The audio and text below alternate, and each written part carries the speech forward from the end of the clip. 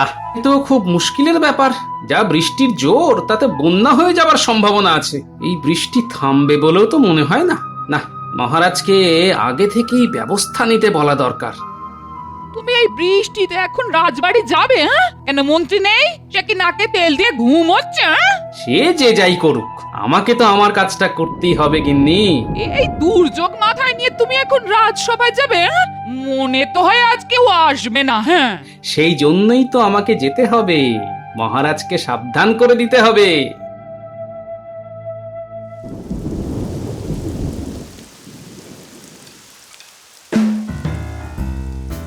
আজ আর রাজসভায় যাব না, যা বৃষ্টি, খিচুড়ি খেয়ে বেশ নাক ডাকিয়ে ঘুমোবো। হ্যাঁ, সেটাই ভালো। আমি খিচুড়ির ব্যবস্থা করছি, কিন্তু কিন্তু এত বৃষ্টিতে বন্যা হয়ে গেলে তো আমাদের মুশকিল। মনে রেখো বউ, আমি এই রাজ্যের মন্ত্রী। বন্যায় হোক বা ভূমিকম্প, আমার খাবার জোগাড় করতে কোনো অসুবিধা হবে না। চাল ডাল আমাকে ভূতে জোগাবে। ভূতে জোগাবে?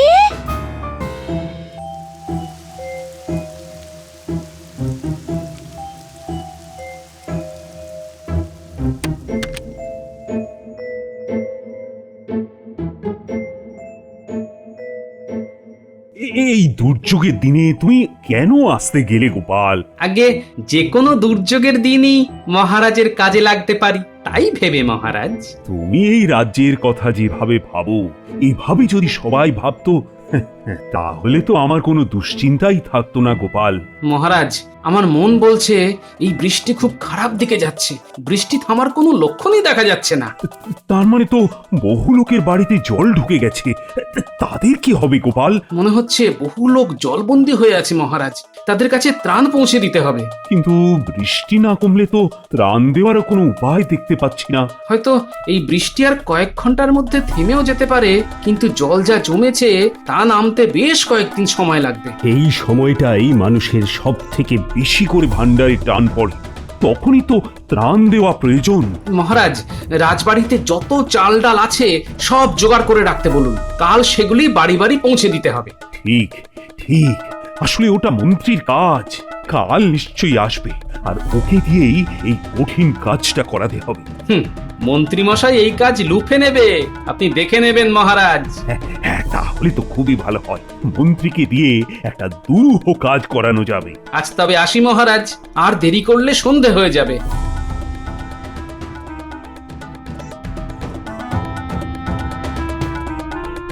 মনে হচ্ছে বৃষ্টির ছাঁট একটু কম, তার মানে কাল আবার রাজসভায় যেতে হবে। ধুর, ভালো লাগে না। রাজসভায় যেতে ইচ্ছে না করলে তো তোমার চাকরিটাই থাকবে না। তখন আমরা খাবো কি? দেখো বউ, আমাকে ছাড়া মহারাজ কোনো কাজই হাত দেন না। আমাকে তার দরকার পড়বেই। তাই যেন হয়, তাই যেন হয়। মহারাজ যেন তোমায় একটা মস্ত বড় কাজের দায়িত্ব দেন, আর তুমি তা বুক ফুলিয়ে করে মহারাজকে খুশি করতে পারো।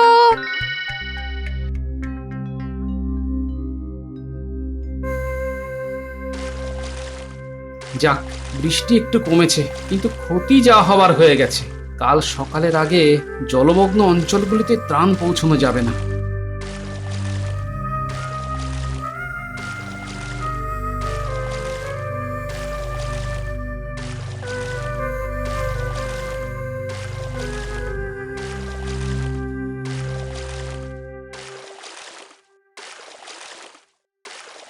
তখনই বলেছিলাম এত বৃষ্টিতে বেরিও না।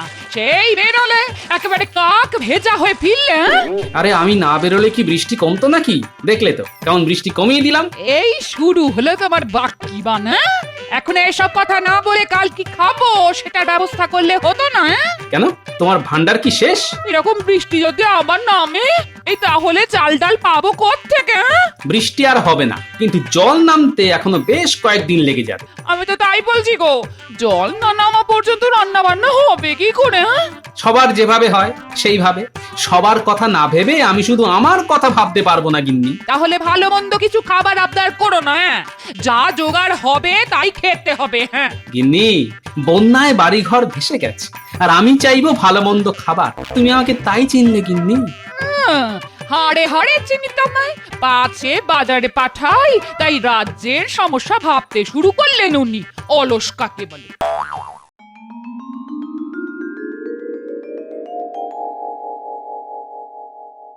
মন্ত্রী, কাল আসনি কেন? কি বলছেন মহারাজ? কাল আমাদের ওখানে যে কি ভীষণ বৃষ্টি হয়েছে তা কি আর বলবো আপনাকে। ও, শুধু কি তোমাদের ওখানেই বৃষ্টি পড়েছিল, অন্য কোথাও নয়? সেটা তো আমি ঘুরে দেখিনি মহারাজ, তবে আমাদের বাড়ির আশপাশ একেবারে নদী হয়ে গেছিল। গোপাল, তোমার বাড়ি চারপাশে জল জমেনি? আগে হ্যাঁ মহারাজ, একদম বুক সমান জল, তাই ঠেলেই তো আমি এলাম। কাল ওই দুর্যোগের মধ্যে রাজ্যের মানুষেরা কতটা দুর্দশায় আছে তা কিন্তু মন্ত্রী জানা উচিত ছিল। আমি তো জানার চেষ্টা করেছি, কিন্তু এত বৃষ্টি যে... থামো থামো মন্ত্রী, আমার রাজ্যের কোথায় কোথায় মানুষ জলবন্দী হয়ে আছে তা আমার জানা নেই। তাদের কাছে চাল ডাল পৌঁছে দেবার কঠিন দায়িত্ব কিন্তু তোমাকেই নিতে হবে। মহারাজ, এত কঠিন দায়িত্ব নেওয়ার জন্য আমি কি যোগ্য লোক? আরে এ তো সাপে বড় হলো। হ্যাঁ, চাল ডাল আমার হেফাজতে রাখতে হবে, এবার আমাকে পায় কে? ঠোঁটের বাদিকের হাসিটা তো আমি চিনি। এবার চুরি করে মহারাজের ভান্ডার খালি করে দেবে বেটা। এই কঠিন কাজটা আমি তোমাকেই দিলাম। গোপাল, তুমি বরং মন্ত্রীকে সাহায্য করো। মহারাজ, ত্রাণ কিভাবে কোথায় কখন কাকে পাঠাতে হয় তা আমার থেকে মন্ত্রী ভালো জানে। ঠিক লোককেই আপনি সঠিক কাজটা দিয়েছেন। তোমার এই মুহূর্তে প্রথম কাজ দুর্গতদের কাছে ত্রাণ পৌঁছে দাও। মন্ত্রী, তুমি তোমার কাজ শুরু করে দাও। এত লোকের জন্য ত্রাণ? আমার তো প্রচুর মোহর লাগবে। মোহর নিয়ে চিন্তা করো না, যত মোহর লাগে তুমি নিয়ে যাও। যথা আজ্ঞা মহারাজ। মন্ত্রীমশাই, ও মন্ত্রীমশাই, আমরা বটা আর ঘটা। ওরে আমার সোনা মানিকরা, আরে আমি তো তোদেরই খুঁজছিলাম। আমাদের খুঁজছিলেন? আহা, কি ভাগ্য আমাদের। তার দরজাটা একটু খুলুন না, নইলে ঢুকবো কি করে? দরজা খোলা যাবে না, জল হুড়মুড়িয়ে ঢুকবে। তাহলে দেখা হবে কি করে? ছাদে উঠিয়ে কথা হবে। ছাদে উঠতে হবে? কেন, তোরা তো ছাদ দিয়েই ঘরে ঢুকিস। ঠিক আছে, আমরা ছাদ দিয়ে আসছি। ঘটা, আমি ছাদে উঠছি, তুই আমার পা চেপে ধর, নইলে কিন্তু জলে পড়ে যাবি। ঠিক আছে, তুই আগে ওঠ। শক্ত করে ধরে থাক ঘটা, জলে পড়লে আমি কিন্তু তোকে তুলতে পারবো না। শোন, একটা দারুণ কাজ এসেছে। হ্যাঁ, এবার বলুন কি করতে হবে? আমি কিন্তু ডুব সাঁতার জানি না। হ্যাঁ, আরে সেরকম কাজ নয়, মহারাজ জলবন্দীদের ত্রাণ দেবে। সেই ত্রাণ বস্তায় বস্তায় আসছে, রাখা হবে গুদামে। সেই গুদামের চাবি থাকবে আমার হাতে। বস্তায় বস্তায় প্রাণ আসছে? যা বাবা, এত প্রাণ আমরা কাদের দেব? যারা মরে গেছে তাদের? তোর মুন্ডু, ত্রাণ নয় রে, ত্রাণ ত্রাণ। মানে যারা এখন জলের জন্য বেরোতে পারছে না, তাদের জন্য খাবার দাবার তো পাঠাতে হবে। এটাকে ত্রাণ বলে। মুখ্য কোথাকার। আপনার মধ্যে এত মায়া মমতা আছে তা তো আগে জানতাম না মন্ত্রী মশাই। আছে রে আছে, তোদের জন্য মন আমার বারবার কেঁদে ওঠে। তাই তো এই ত্রাণ কারোর কাছে যাবে না, তোদের কাছেই থাকবে। আমি সামান্য বিলিয়ে বাকিটা তোদের দিয়ে দেব। আপনার কথা শুনে আমার চোখেও জল চলে আসছে। কত ভালো আপনি। তা ভাগাভাগিটা কেমন হবে? কেন, যা ভাগ তা আদায় হবে রে। আমার জন্য তোদের প্রাণ কাঁদে না? সব সময় কাঁদে মন্ত্রী মশাই, কিন্তু প্রাণ কি করে আধা আধি ভাগ হবে বুঝতে পারছি না তো। তোদের প্রাণের চাবিকাঠি তো আমার হাতে রে বোকা। আমার হাত থেকে তোদের পরিত্রাণ নেই রে বটা ঘটা। কাল জল নেমে গেলে আমার কাছে আসিস।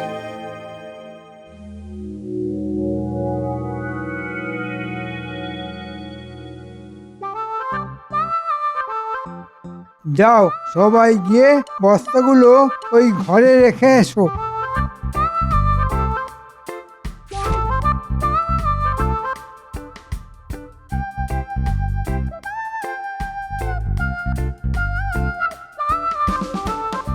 কি হলো, মন্ত্রী এখনো আসেনি? আগে আসার সময় দেখে এলাম মন্ত্রীমশাই ত্রাণের বস্তাগুলির তদারকি করছেন মহারাজ। যাক, মন্ত্রী কাজ না করে করে একেবারে অলস হয়ে পড়েছিল। এতদিনে এমন একটা কাজ দিয়েছি যে ফাঁকি মারার রাস্তা নেই। আপনি নিশ্চিন্ত থাকতে পারেন, মন্ত্রী কখনো এই কাজে ফাঁকি মারবেন না, গুছিয়ে কাজ করবেন একেবারে। এই আমি গুদামে চাবি দিয়ে দিলাম। এই চাবির খবর কেউ পাবে না। খেল শুরু হবে আজ রাত থেকে।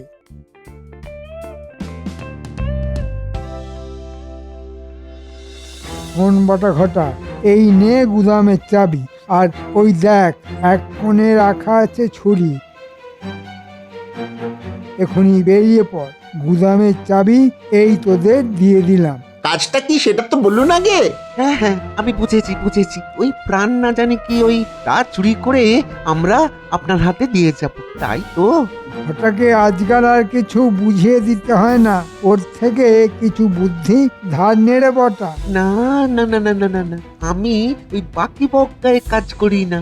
ওটাকে ধার দিলে ও শোধ দেয় না। ঠিক আছে, অনেক সময় নষ্ট হয়েছে, এবার ভালো করে কথাটা শোন। তোরা এক্ষুনি গিয়ে গুদামের চাবি খুলে ঢোক। তারপর এই ছুরি দিয়ে বস্তা কেটে চাল ডাল বার করে আর একটা বস্তায় পুরে এখানে নিয়ে আসবি। কিন্তু একটা কথা শুনে রাখ, বস্তার কাটা দাগ যেন দেখে মনে হয় ইঁদুরে খেয়েছে। ঠিক আছে, যেমন বলছেন তেমনই কাজ হবে।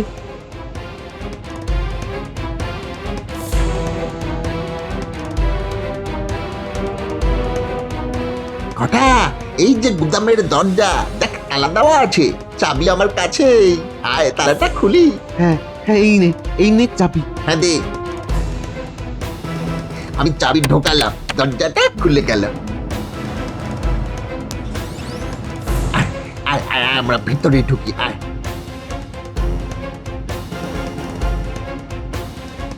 ওই যে বস্তাগুলো পড়ে আছে, চল তাড়াতাড়ি এগুলোকে কাটি। হ্যাঁ হ্যাঁ, জলদি কাজ সেরে ফেলতে হবে। তুই মাল বার কর আর আমি এই বস্তায় ভরি।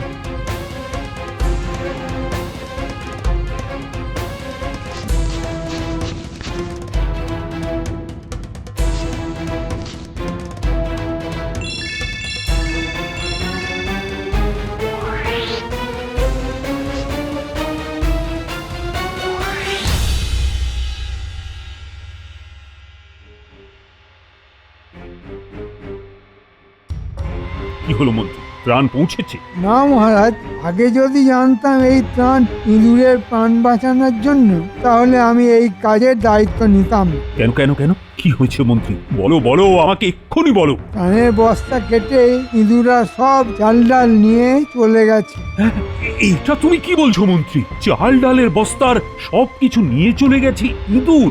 মহারাজ, মাল টানার জন্য আপনার আর হাতির প্রয়োজন নেই, ইঁদুরই এখন থেকে মাল টানতে পারবে। গোপাল, এখানে আমরা খুব দরকারি একটা বিষয় নিয়ে কথা বলছি। আজে বাজে কথা বলার কোনো অবকাশ নেই। তোমাদের তর্ক বন্ধ করো, এসব পরে হবে। আজ আবার গুদামে চাল ডালের বস্তা ভরো, কাল থেকে আবার ত্রাণ চালু করো। একদিন না হয় পিছিয়ে গেল। হ্যাঁ, সেটা তো হলো, তার চেয়েও বড় কথা কত খরচা বেড়ে গেল। আবার নতুন করে সব কিনতে হবে। মহারাজ, কিছু মোহর তো লাগবেই। আরে যত খুশি মোহর নিয়ে যাও, ত্রাণ কিন্তু কালকের মধ্যেই পৌঁছতে হবে।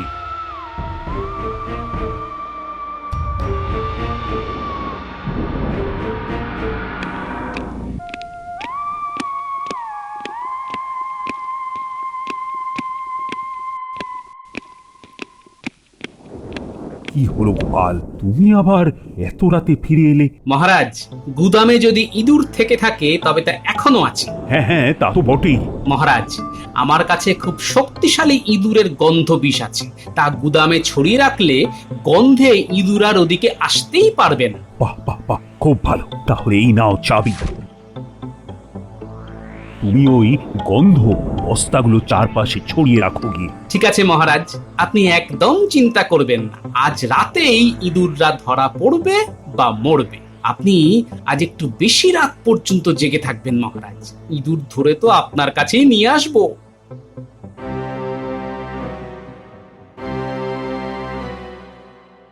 চমৎকার কাজ করেছিস রে পটা ঘটা। আজ আবার মাল এসেছে, আজ ঠিক ওইভাবেই তোদের কাজ করতে হবে।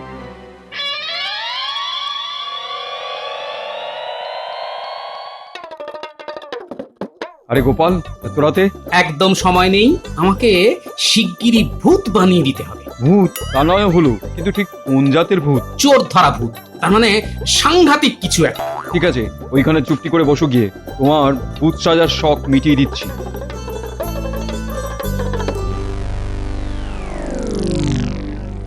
ঘটা ঠিক কালকের মতো, বুঝেছিস? এক কাজ একইভাবে দুবার করতে ভালো লাগে বল। বাবা, আজ আবার একটা টিমটিমে আলো কেউ লাগিয়ে গেছে, ভালোই হয়েছে, দেখতে সুবিধা হবে। ওই যে বস্তাগুলো দেখা যাচ্ছে রে, তুই ওদিকটায় যা, আমি এদিকটা সামলাচ্ছি। গুলটে, ন্যাপলা, যা বললাম তা মনে আছে তো? ঠিক মতো করতে পারবি তো? হ্যাঁ হ্যাঁ, কেন পারবো না? কথা এই ঘরে কি যেন আছে, আমি টের পাচ্ছি। তুই আসলে ভয় পাচ্ছিস কেন বলতো?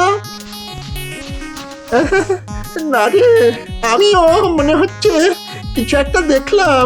এই কি বলতো? হ্যাঁ কি? একটা ছায়া। হ্যাঁ রে। ওরে বাপ রে, কি ভয়ঙ্কর চেহারা রে, মারাত্মক কোনো ভূত রে বটা। আমি যে তাকাতেই পারছি না বটা। তুই তো তাকিয়েছিস, আমি তো চোখটাই খুলতে পারছি না। ওরে বাবারে। তোমরা বটা ঘটা এখানে কি করছিস? আমরা প্রাণ নিতে এসেছি প্রভু। প্রাণ চাই না প্রাণ চাই? হ্যাঁ, দুটোই প্রভু। দুটোর যে কোনো একটা। ত্রাণ পেলে প্রাণ পাবি না, প্রাণ পেলে ত্রাণ পাবি না। প্রভু, প্রভু, আমরা এখন পালাতে চাই, যাবো? হ্যাঁ, পালাবি। বটা ঘটার কাঁধে ওঠ, নইলে চিবিয়ে খেয়ে ফেলবো। দেখ আমার দাঁত, দেখ এখনো কেমন রক্ত লেগে আছে। না না প্রভু, আমায় এক্ষুনি খাবেন না। মন্ত্রীমশাই আগে মোহর ভাগ করে দিই, তারপরে যত ইচ্ছে খেতে চান খান। এই আমি ঘটার কাঁধে উঠে পড়েছি, এইবার যাই প্রভু। হ্যাঁ, এবার যা। তাই তো, চোর এবার বাইরে বেরোচ্ছে, এবারই তো আমাদের কাজ। আমি তৈরি আছি। প্রভু, আপনি চলে গেছেন? না রে, তোকে খাবো বলে পিছে পিছে আসছি। ওরে বাবারে বাবা, ঘটা ভূতটা আমাদের পেছনেই আসছে রে। চোখ বন্ধ করে রাখ, তাকাস না। কি আমাদের উপর কারা যেন ঝাঁপিয়ে পড়লো না? এরা কারা রে, ভূতের বাচ্চা নাকি? শক্ত করে বেঁধেছিস তো? এবার ওদের আসল জায়গায় নিয়ে চল। আপনি ওকে সঙ্গে যাবেন প্রভু? কেন, গেলে তোদের ভালো হয়? না গেলেই ভালো হয় প্রভু, তাহলে এই চোখটা খুলতে পারি। আগে মহারাজের কাছে সব খুলে বলবি, তারপর।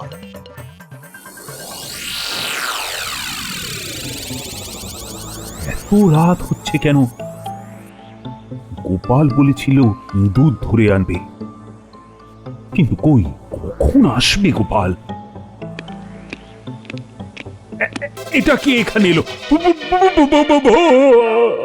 না না মহারাজ, আমি ভূত নই, আমি গোপাল। ভূত সেজে ইঁদুর পাক পেয়ে এনেছি। এই যে দুই নেংটি ত্রাণের বস্তা কেটে সব জিনিস নিয়ে গেছে। এদের নাম বটা আর ঘটা। গুদামের চাবি এরা এলো কোত্থেকে গোপাল? যাকে চাবি দিয়েছিলেন সেখান থেকেই এরা পেয়েছে। মহারাজ, আমাদের কোনো দোষ নেই, মন্ত্রীমশাই আমাদের দিয়ে এই কাজ করিয়েছেন। আমি এক্ষুনি পেয়াদা পাঠিয়ে মন্ত্রীকে ধরে আনছি।